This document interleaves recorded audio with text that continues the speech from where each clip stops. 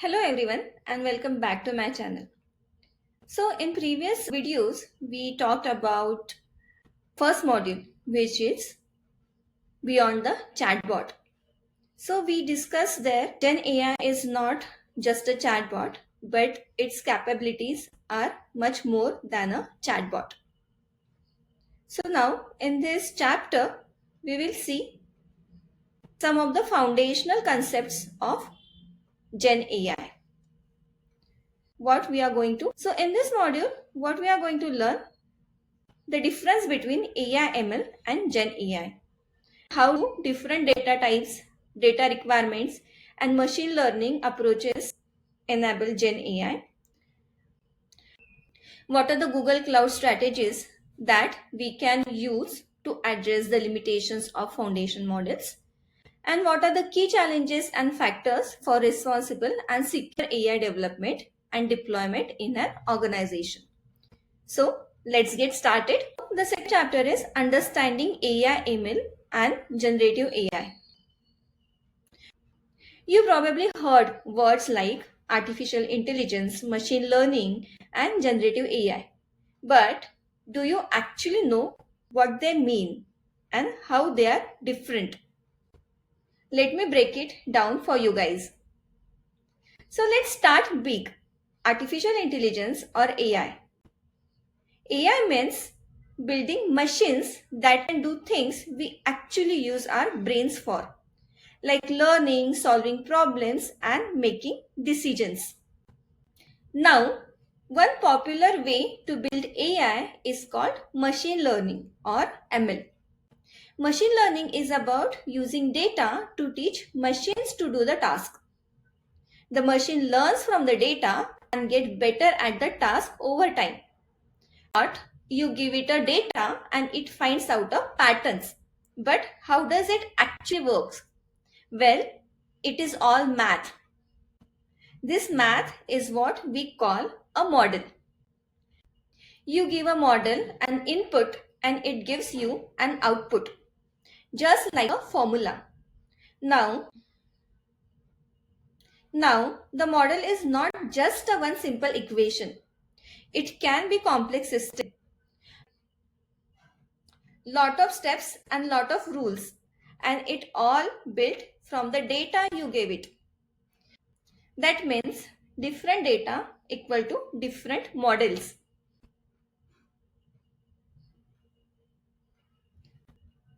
That's why data is super important here. That's why data is super important here. Now let's talk about generative AI or Gen AI. This is a type of AI that doesn't just analyze but it creates. It can make text, images, music, code and much more. So we will discuss about generative AI with an example. So let's consider you are teaching a kid to paint.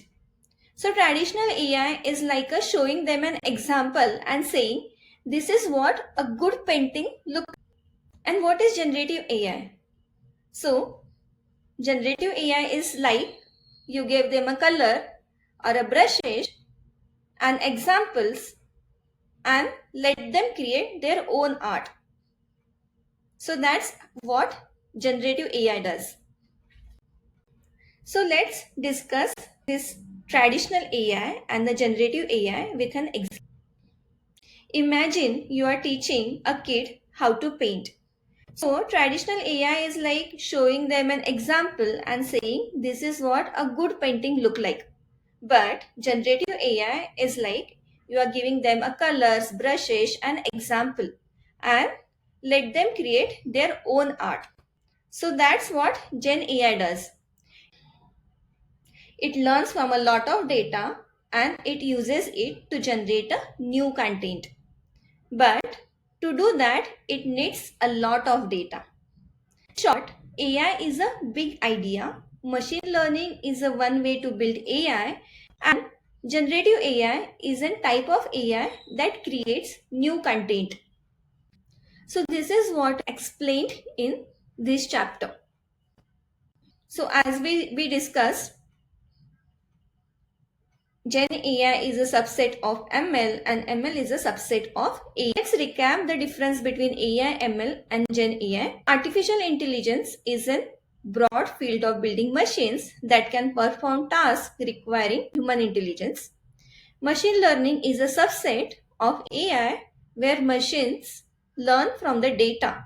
And generative AI is an application of AI that creates new content.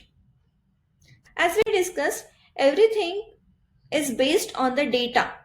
In next chapter, we will see what is data.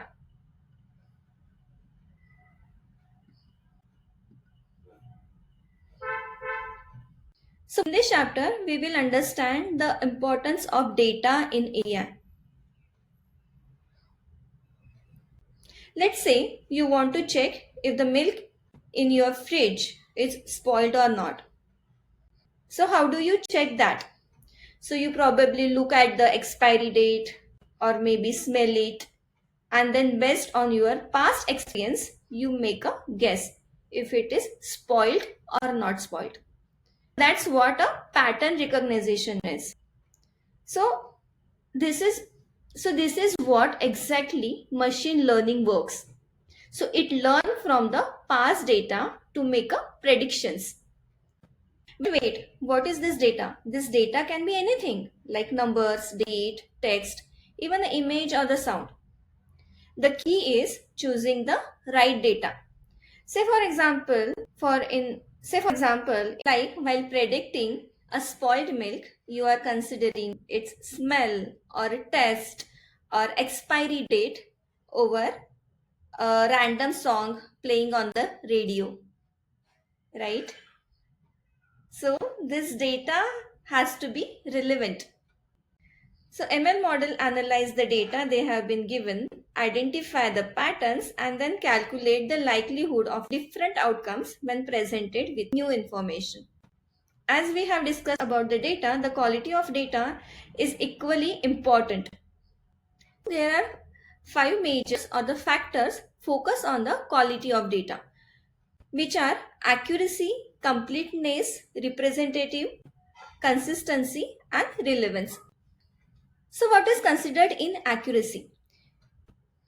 So if the data is inaccurate, the model will learn incorrect pattern and make a faulty predictions.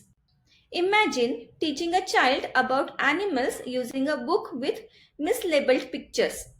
The same applies to AI. What is incompleteness? Completeness refers to the size of the data set as well as a representation within a data sets. The size of the data set is important because the model needs enough to make accurate predictions. If a meteorologist tried to predict a weather only based on a past data, we will get a wrong predictions. So we need to have a complete data sets. Then the representative. Data needs to be representative and inclusive, otherwise it can lead to skewed sample and biases outcome. If a dataset about customer preference is missing information about a certain demographic, the model might take inaccurate or a biased generalization about that group. Representative data should be inclusive. Then the consistency. So inconsistent data formats or a label can confuse the model and hinder its ability to learn effectively. And then relevance. The data must be relevant to the task the AI is designed to perform. Say for example, traffic data of London should not be used for predicting the traffic patterns in New Delhi. Then data accessibility. So the ability of AI system to effectively utilize its data is directly tied to data accessibility. So what is data accessibility? Data availability, cost of creating the data and the format. In availability, if a necessary data is simply isn't available, the AI model can't be trained. Say for example, some problems The data might exist, but it might be locked behind the paywalls or the restricted due to the privacy concerns. Then your model will not be trained at the appropriate data and it may produce a wrong output or the predictions. In this case, your model would not have a right data and this may result in your model giving incorrect output. Then the cost. Gathering and cleaning this data can be the expensive. The cost of acquiring high quality data can be significant barrier to AI development, especially for the smaller organization. And data needs to be in the format that AI model can understand and process. So converting data into the appropriate format can be time consuming and technically challenging. And then the data types. So there are different data types. Data types are divided into subtypes. One is a structural and another is a unstructured data. We broadly categorize this data into two main types as a structural and the unstructured. So consider you receive a data in a form as a customer ID, customer name, purchase date, order cost, delivery address, product images, and feedback on the scale of 1 to 5. This is how you receive a data from the customer. Now let's segregate into the structural data and unstructured data. So imagine your contact list or your phone. It has a name, phone numbers, and this kind of data is stored in a relational database, which is a super organized digital filing cabinet. It can be stored into the relational database. So what are the relational database? So they are super organized and their information neatly arranged in tables. And say for example, in structured data, it includes things like online shopping orders or the bank statement. They establish a relation between one entity to another entity. So, example, what could be the structural data? It could be the customer ID, customer name, feedback, purchase date, and order cost. Now, let's see what's unstructured data. Unstructured data lacks in predefined structure. So, it's messy, complex by nature, and it cannot be organized into the rows and the column. More sophisticated techniques are required to analyze this data. Say for example, text documents, images, audios, videos, etc. In this form, what are the unstructured data? Unstructured data are feedback, which is a free form text, and then the product image, then the email content. These are the example of unstructured data.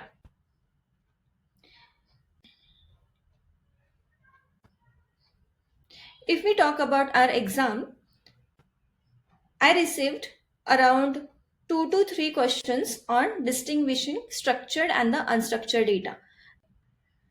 Just go through this concept and try to analyze what are the structural data and unstructured data, and you can easily distinguish which are the structural and unstructured data. So we can review this thing with quizzes. What are the structured or the unstructured? A product review left on the e-commerce website. Example, the phone is great, the battery life is amazing. So we have to find out if it's a structured or the unstructured data. So as we discussed, unstructured data is not relational data. In structured, the relationship is established. As it's a free form text, it is falling under the unstructured data. Let's see. Yeah, that's correct. Sales data in CSV file with columns like date, product ID, quantity sold, and price. There is a structure present here. So this is a finite data and is a measurable and the relational as well. So it will come under the structural data. Yeah, that's correct. An audio recording of a customer service call.